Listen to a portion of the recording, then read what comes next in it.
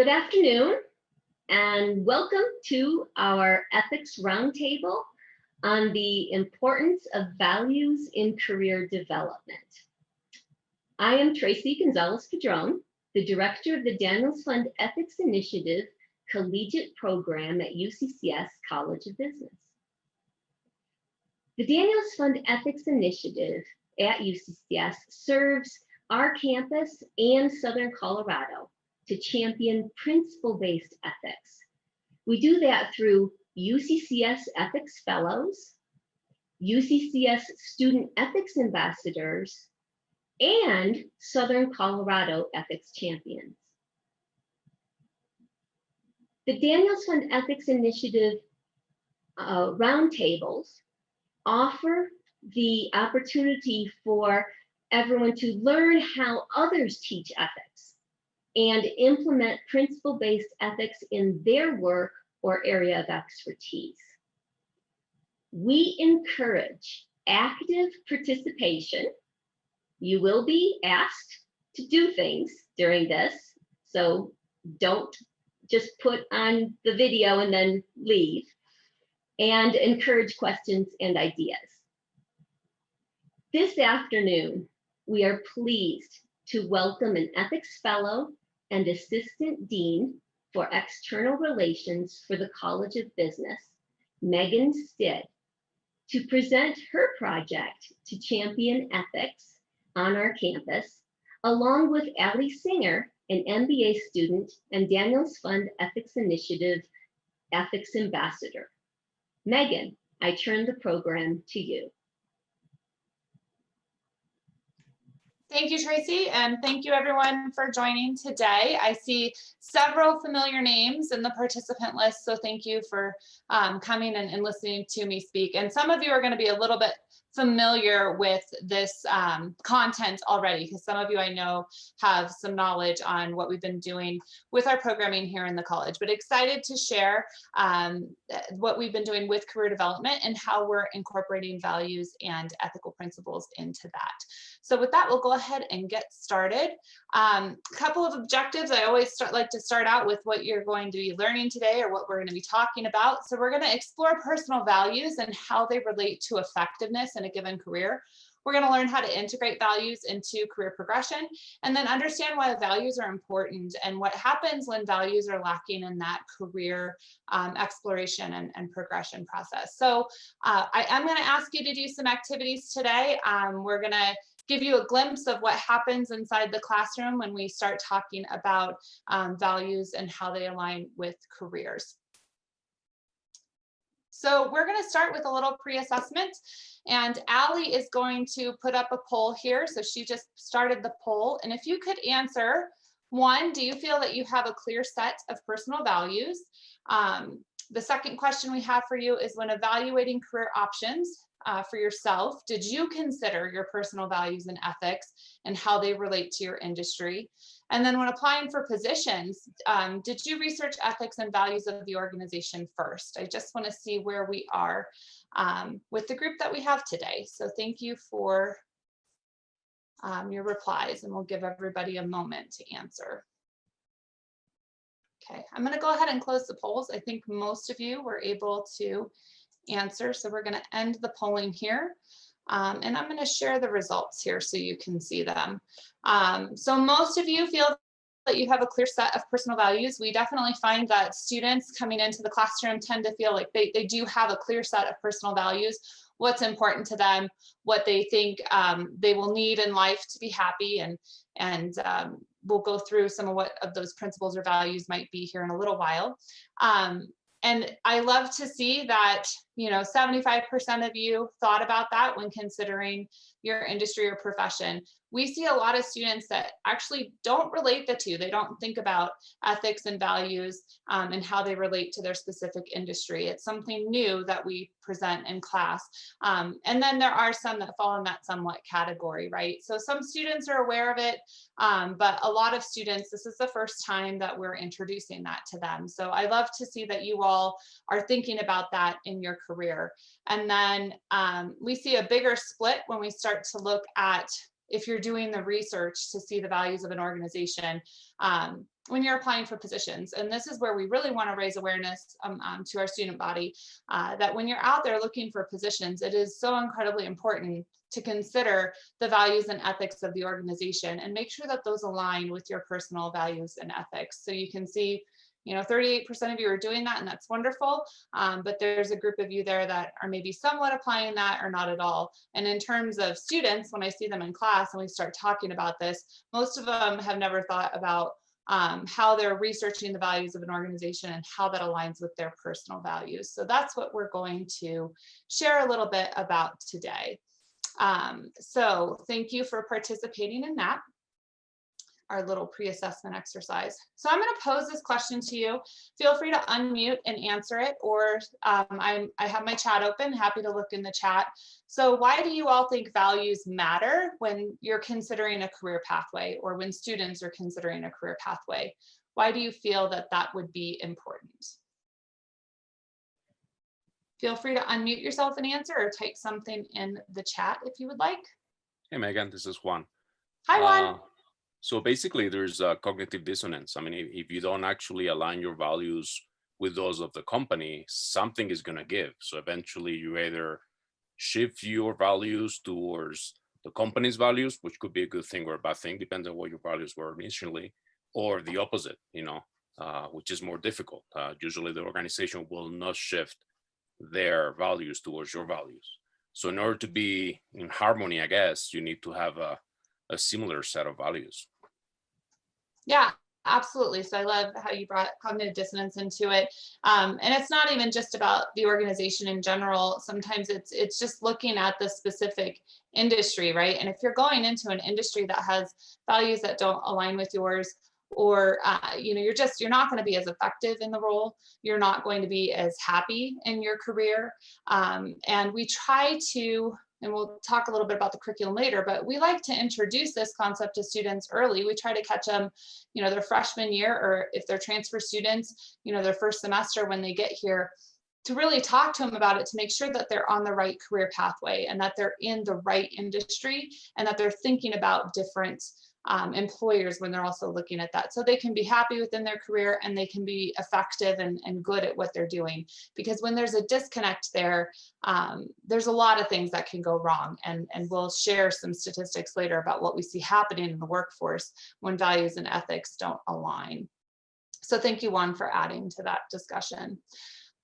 So I think many of you on the call are probably, or most of you should be familiar with the Daniels Fund Ethics Initiative principles. And this is, when I was talking to Tracy about this particular presentation, we talked a lot about how do values align with ethics and ethical principles. And we really see values as the foundation of ethics and ethical behavior, right? So when we're looking at the Daniels Fund Ethics Initiative principles, you can see integrity, trust, accountability, transparency.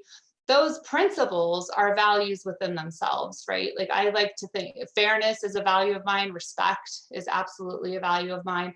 I certainly have other values, but these principles are really the foundation, and these values are the foundation of our ethical behavior.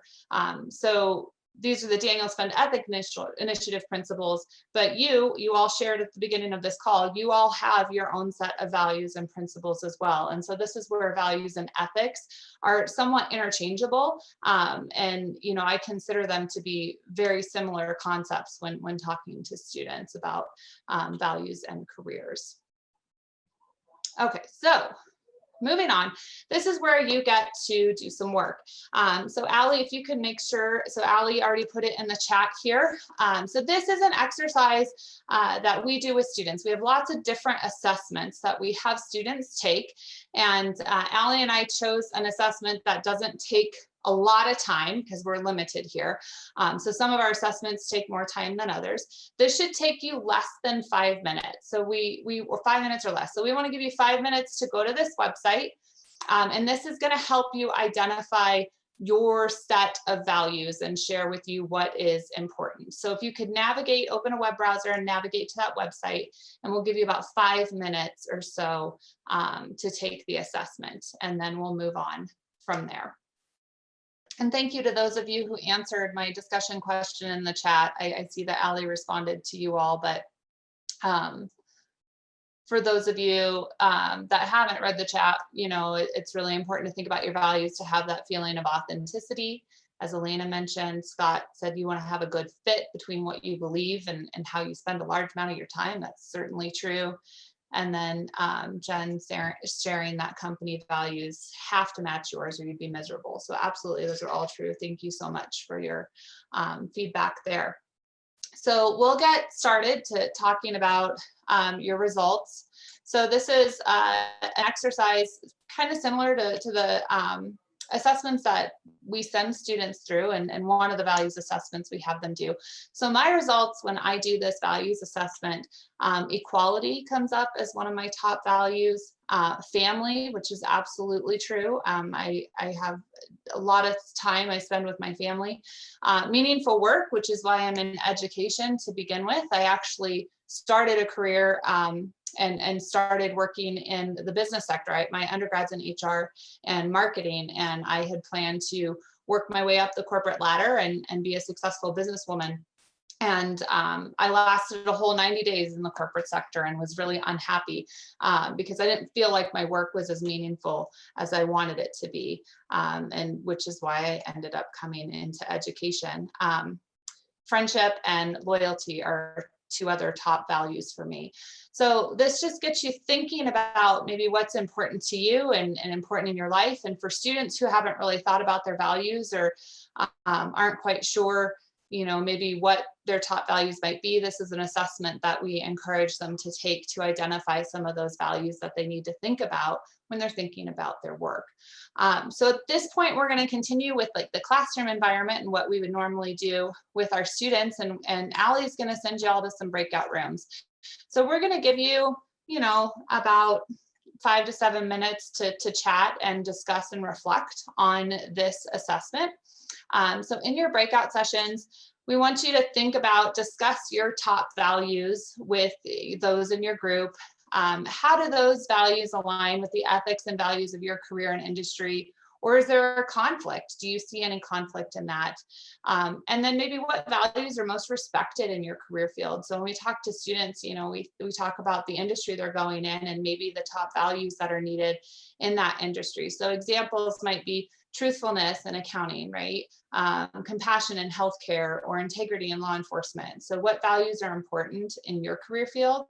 And then lastly, how do you help students understand values and how they relate to professions, in their desired industry or in the industry in which you teach? So we're going to give you a little bit of time in a breakout room. I'm not going to ask every breakout room to report back. I feel like we don't have time to really have everyone report out, but I am interested in having a few people just share what their discussion was like. So if a few of you would be willing to share after the breakout, that would be wonderful.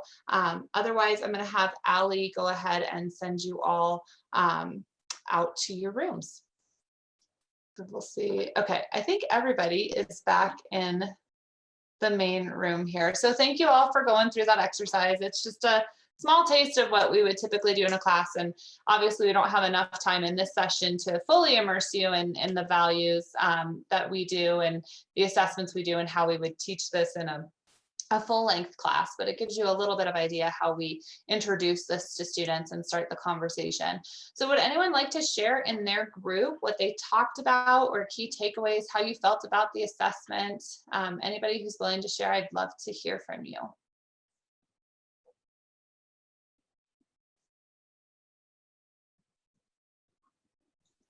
I just want to just share a couple of thoughts that our group had on behalf of them. Wonderful. We did talk about your prompts, but we also talked about something to do with like time course. And what I mean by that is that certain values become more important in our lives as life goes on and things happen, and all of a sudden family is more important than other values. And so we thought that values can actually be quite fluid when it comes to like life course development. Absolutely. I'm so glad that you had that conversation because we talked to students about that too, right? So just coming out of your career, you might be totally okay. Like a personal example for me is one of my early jobs, I traveled all the time, like at least 1 week a month, I was gone and out and traveling. And when my husband and I first got married, he worked for a global company. He would be overseas for, 3 months at a time and traveling a lot, and it was totally fine. And then the second we decided we wanted to have kids, like that all changed. So he changed jobs, I had a job change, like everything changed, right? Because our values changed. So that is a very important thing to note, is that your values today might not be your values tomorrow. And one thing that Tracy and Allie and I were talking about during the break was that, sometimes I have students that are like, I took the assessment one day and I got one set of results, and then I took the assessment again and my results changed. And it's like, absolutely, it's about how you feel at that given moment on that particular day. And so if you have a family issue, on your mind at that particular time, then you might be answering family a little bit more than maybe some of the other values. So not only do your values shift over time, but your focus can kind of shift day to day too, depending on what you have going on in your life. So that's a great point. Thank you for bringing that up. Anybody have anything else that they would like to add? Or I'd like to hear from at least one more person and share what their group talked about. And if you didn't talk about these questions, that's totally fine. As long as you're talking about values in some way, shape, or form, I'm happy. Anyone else like to share? I'll go, Megan. Thank you. I think one very interesting, our students are in good hands, because our group, we all related, no matter what our highest values were, we brought it back to the students, which I thought was absolutely fascinating. But almost everybody in my group as well worked a lot with students, and it really was, how do we help guide those students? Is money your number one priority? And maybe you want to look at maybe a few other priorities other than just money. So, but I just want everybody to know, to be very proud that everybody in our group cared deeply about our students, and we really did relate all of our values back to why we are here. So there you have it. Wonderful, Jen. Thank you for sharing that. And I think that's another important topic too, is that you can have different values and still be in the same career, right? As long as they can relate back to what's important. So in higher education, students are important. That's like we're all here for students. And so if my top value is equality, then maybe I'm really focused on equality for students, and somebody else, if it's their top value is respect, you can certainly relate respect back to students. So it's not that we all have to have the same set of values, but our values all have to support and align with the mission of the organization. So I love that insight there, Jen. Thank you for sharing that. Okay, so we can go ahead and move on here, and I'm going to turn it over to Allie now. So Allie has been working with me on this project. She's an MBA student, and she is my ethics ambassador, and has been very involved in helping me integrate these concepts into our ROAR program. And so Allie is going to talk to you about ROAR and the work that we've been doing to integrate all of this. So Allie, I'm going to turn it over to you. Hi, everyone. As Megan mentioned, I had the pleasure of working with her over the last semester and during this current semester to help implement the Daniels Fund Ethics Initiative principles into the ROAR program. Some of you may be familiar with the ROAR program, but just kind of to give you a quick background of it, there are 3 phases. Each phase is a different course, so 3100, 3200, and 3300.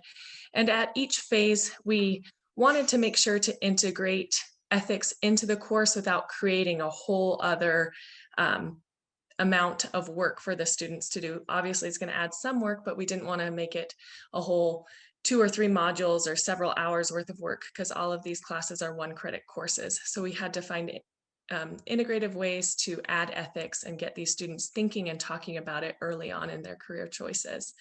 So in phase 1, it was just basic introduction of the Daniels Fund Ethics Initiative, so what those principles are and who Bill Daniels is. The next one is kind of establishing a foundation of ethics, so students know what these principles are, and then looking more at themselves, thinking, okay, what things are important to me? How do I apply that in my everyday life? And then phase 3, really delving into their industry specific ethical principles and making sure that their career choice aligns with those ethical principles that they value the most. So I wanted to give you kind of a snapshot of what each course looked like. So this one is 3,100. You can see the highlighted yellow portion. We review the Daniels Fund Ethics Initiative principles. So I put up that slide. I think you saw it 2 or 3 slides ago, just showing what those principles are, why they're important, and who Bill Daniels is/was, and why he's important for our program at UCCS in the business school. And then have them not only learn what they are, but discuss with each other what their strengths and values are and how they kind of apply, just in basic entry level discussion of values and ethics. Because going into college, you should have an understanding of what ethics is, what values are, but it's just kind of introducing those and kind of sparking that with the students to begin with. And also throughout each of the courses, there are 2 career development events that are required for 3,100, 3,200, and 3,300. And one or both of those events could be DFEI sponsored events, because there are several throughout the semester. And so we give the students the option to attend those as one or both of those required career development events. So the next course is 3,200. And again, you can see the highlighted yellow portions. This focused more on building your resume, getting ready for interviews, and it is very easy, or I shouldn't say easy, but it happens where students or even career professionals lie or misrepresent themselves on their resume. So we felt it was important to address that and make sure that when you're writing your resume, you put the correct title or where you went to school, those things that you think are kind of obvious, but often they get misrepresented. So we wanted to make sure to stress that point to students. So when they are building their resume, that when they send it out for jobs, that it is accurate, because they are going to be asked questions on them. You know, if you say you're a manager of a certain position, you want to be sure to truly be managing that, not just an assistant or managing a portion of whatever they were talking about. And then next, interviews are always stressful and can be make or break it for getting a job. And so we want to make sure that students know that they have rights as well, that there are certain questions that are unethical or even illegal. And so we introduced a couple of videos addressing those and making sure that they themselves aren't asking unethical questions of their employer, as well as the employer isn't asking them unethical questions. And then there's it was a 10-question quiz talking about, is this question unethical, illegal, or both? And actually all 10 of the questions were both. Things like, so what does your wife do? Or how many children do you plan on having? Oh, your accent is unique. Where are you from? What's your origin? You know, things that might be more conversational pieces, but actually should not be asked during the interview. And then how to navigate those. So sometimes you get asked that question. It's like, well, how do I say that I don't want to answer that, but in a professional way? And so we address some of that with them. And then the third class is 3,300. And this one, we wanted to really make sure to hone in what values apply to their profession. And so we added a whole module 6, it's all highlighted there, on being your best self. So we borrowed some of the Ethics Unwrapped videos regarding, and so there's 4 different videos there on moral awareness, decision-making, intent, and action. And so it really is thought-provoking for the students to think about how they're going to take these values, things that they really believe in, and actually put it into action in their everyday life at work. And then there's 2 different assignments, one about where they comment on a discussion, one of the 4 questions that we posed, and then comment on another student so that it is a little bit more interactive. So the next question we wanted to open up for you all, and again, you can answer in the chat or unmute yourself, is what happens when values and ethics are not considered in the career development process?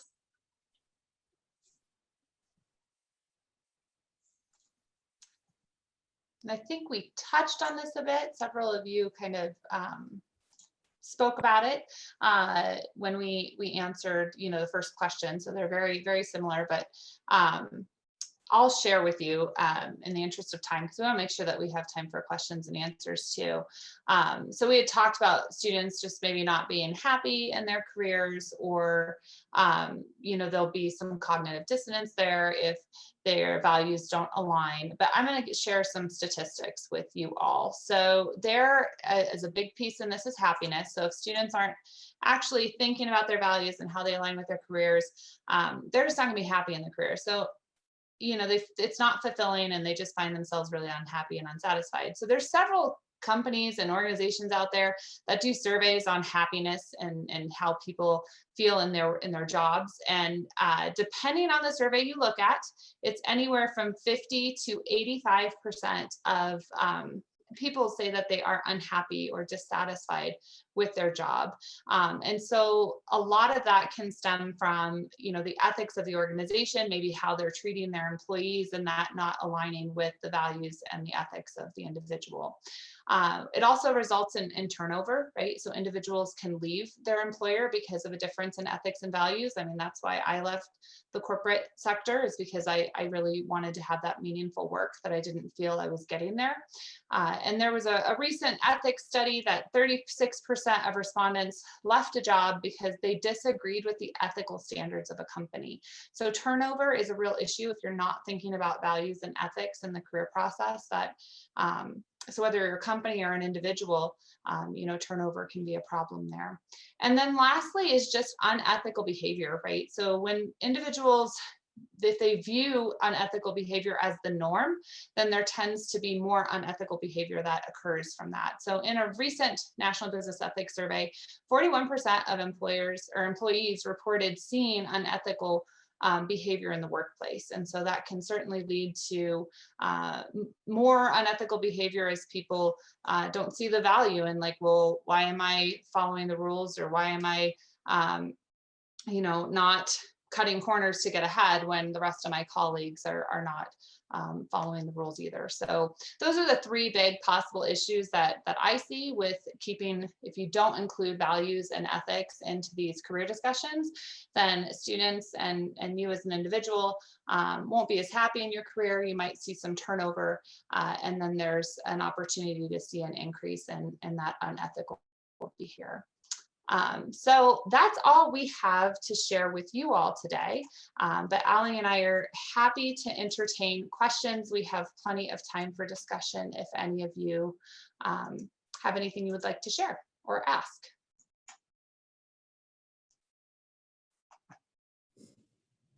There's one question in the chat from JZOHN.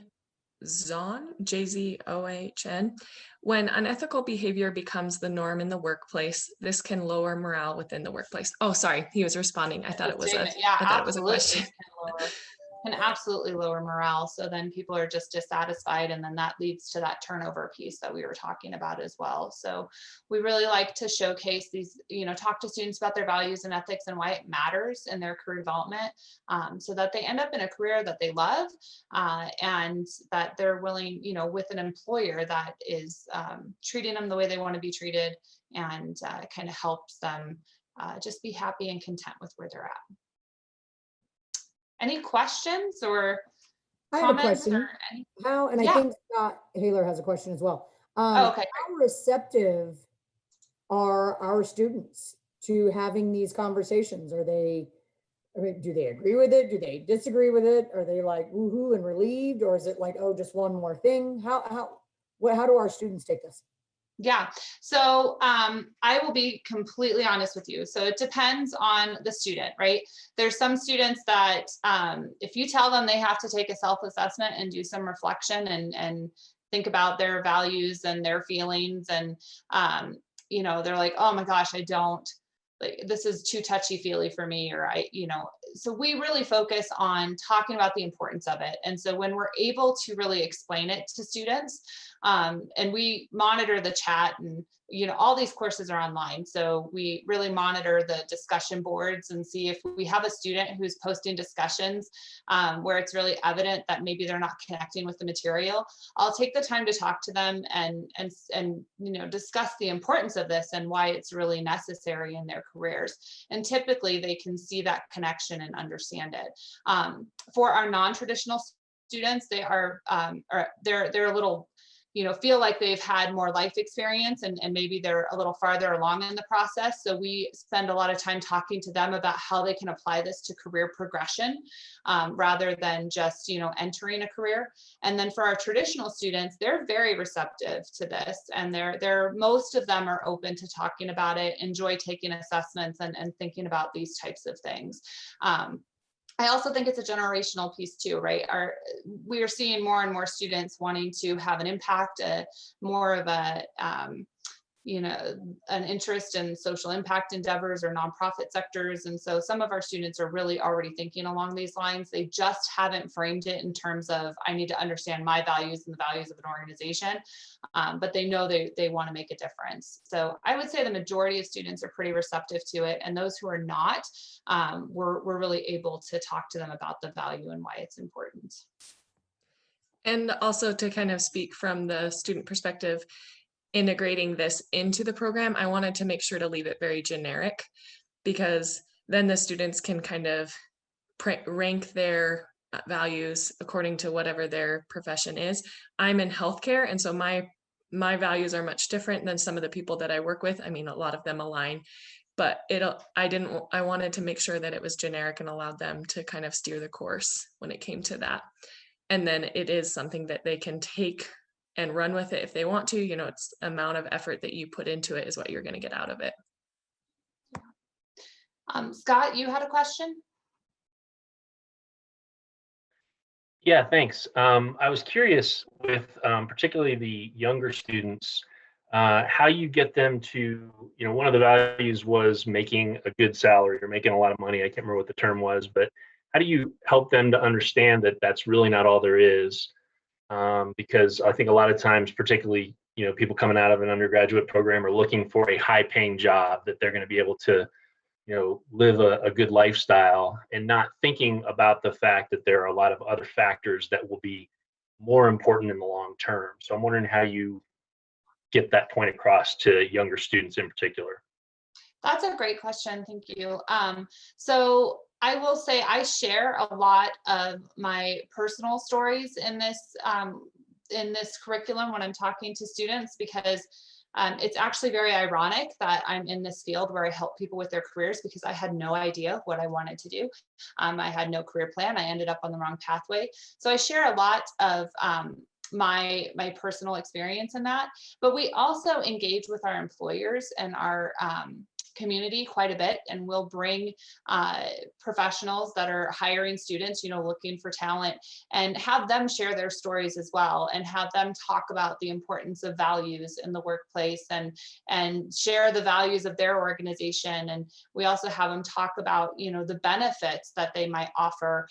We spend a lot of time talking to students towards the end and the final phase of the program about, how do you compare job offers, for example. We have lots of students. Thank you, Jen. I just saw your comment.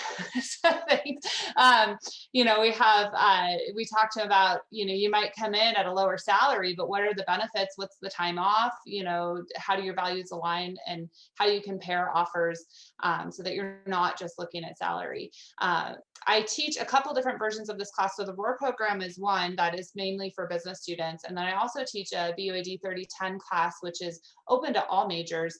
And so what I see with students in that class, about half of them probably confirm their career pathway, but then another half in that class do a complete 180 and go another direction. And a lot of them end up doing things like social work or teaching, or careers that maybe were not paying as much as their initial career choice. But, after we kind of do these exercises, they realize that, okay, my values and my heart is not in the work that I was planning on everyone doing? So I think it's just sharing those personal stories and then bringing in employers and business professionals that can share those stories too, so that students hear from multiple sources like, okay, I really need to pay attention to this, and it's not all about money, or sometimes it's what their family is pushing them to do, or a lot of times students just don't even know what career options are out there for them, right? They just see what their family does, see what their friends do. They have a very narrow view of what's available in the world. And so we do a lot of career exploration with them. And we have other career assessments they can take where it actually says, like, here are some top professions that align with your skills, abilities, and values. So that's kind of how we handle that piece. But thank you for that question. And to kind of add to that as well, Megan and I talked about this, I think a few weeks ago, that they don't necessarily have to change their profession either. They can go into a facet of that profession. My example is I'm in pharmacy, and I thought I always wanted to open up a mom and pop little small town pharmacy. But then I realized retail didn't really align with what some of my values were or some of my strengths. And so I ended up going into hospital pharmacy, but it took me a little while to get there, and I didn't have to completely change. But the biggest thing that shifted me towards that was mentors and preceptors that I had, and then just gaining some experience within the pharmacy world. And so I think that mentorship and talking to those who are currently working in the field, whether it just be a conversation or job shadowing, is really important. And BUAD 3300, they actually have a mentor that they work with, and they have 4 meetings. That's part of the ROAR program already. And so integrating ethics within that and making sure that their mentors are stressing those important points is something that we added to the mentor training as well. And Megan, I have another Jen, did you have a question? Go ahead. Oh, sorry. Are you guys working close with this in the Career Center? So we do work with Dan. So there was a question in the chat too. Are these classes open to all majors or just business students? The ROAR program classes are only for College of Business students. But as I mentioned, we do have BUAD 3010, which is open to all majors. And that's pretty similar to phase 1 of the ROAR program. So that's more career exploration. And then I know, Jen Fisher was on this call too. I don't know if she's still on. She was on. Jen's on. Hey, Jen. So Jen teaches GPS 1010, Finding Your Way Business with me. And we integrate, it aligns with phase 1 of the ROAR program too. So there's a couple classes in our curriculum that align with ROAR that are not just business classes. And then we also have BUAD 3020, which is phase 2 of the ROAR program, and that's open to all students as well. So we have options for students who are not business majors, but this program is required for all business majors. So we've integrated it into that. And I'm glad to hear, that maybe some of these similar topics are similar to what is happening in the counseling department. In the chat, it sounds like you all are integrating some of this too. So that's great. But yes, and we do, to answer your question, Jen Ferda, we have 2 Jens on the call, Jen Ferda, to answer your question about the Career Center. We do work with Danny. I've shared some of the resources that we have with him, so he can use them in the Career Center when students just drop in, and they might not be business students taking this curriculum, but they have access to the resources for sure. Yeah. Any other questions? Scott, I see your hand up. Is that just still up, or did you have another question? Sorry, I just forgot to lower it. My bad. Okay, no, that's fine. Just want to check. Anybody else have any questions, comments, anything they want to share? Okay, well, Tracy, was there anything you wanted to share before do you want to talk about the next event or anything before we hop off? I do want to close with a great thank you to Meghan Stidd and Ali Singer. And if anyone wants to find out more about, for instance, the Student Ethics Ambassador Program, it is all available on our website. And you can actually just Google UCCS and DFEI UCCS, and then under student opportunities, the information about the Student Ethics Ambassadors. There will be a call for students to apply. They can be undergrad or graduate in any college in at UCCS, and you can apply for the next academic year. We will also be doing a call for ethics fellows for faculty and staff at UCCS and ethics champions for the Southern Colorado. We have a whole bunch of wonderful events and roundtables in February and March, including on Tuesday, one on the remote learning of ethical decision-making in cybersecurity. And so please join us on Tuesday at 2 o'clock. If you have any questions or suggestions for the Daniels Fund Ethics Initiative Collegiate Program at UCCS College of Business, please reach out to us at through our website, email. You'll get an email from me with a link to this video recording, as well as a copy of the presentation slides that you saw and contact information. Thank you so much for participating,